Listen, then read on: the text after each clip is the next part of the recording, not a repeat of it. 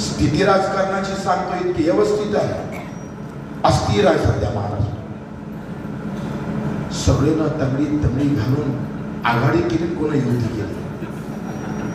2 राष्ट्रवादी, 2 शिवसेना, 1 भाजप और 1 कांग्रेस. कुछ भी हो जाए लेकिन सत्ता आ जाए. अबे सालो तुमच्या मधात, दोघांच्या मधात आम्ही उभा, लक्षात ठेव. हम खडे आहे. फुकट फाकटची सत्ता तुम्हाला भेटणार नाही. शेतकऱ्याचा जाहीरनामा तुम्ही 10 आठवडा जाहीर केला, स्वामीनाथन लागू करू. 7वा वेतन आयोगाला आता 8वा येणार आहे. आमचा पहिला स्वामीनाथन दूर पडला.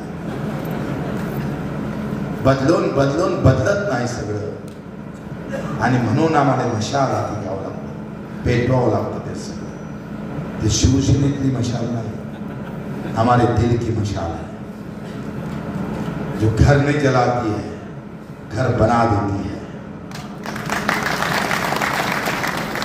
या आंदोलन म्हणून आम्हाला स्वीकारावं लागणार आहे.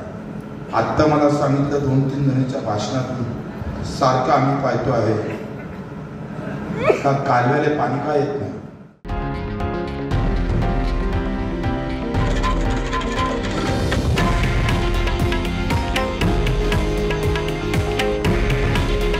हे आहे देशातील नंबर 1 न्यूज नेटवर्क आणि आपण पाहत आहात TV9 मराठी. काळजी तुमची, हित महाराष्ट्राचं.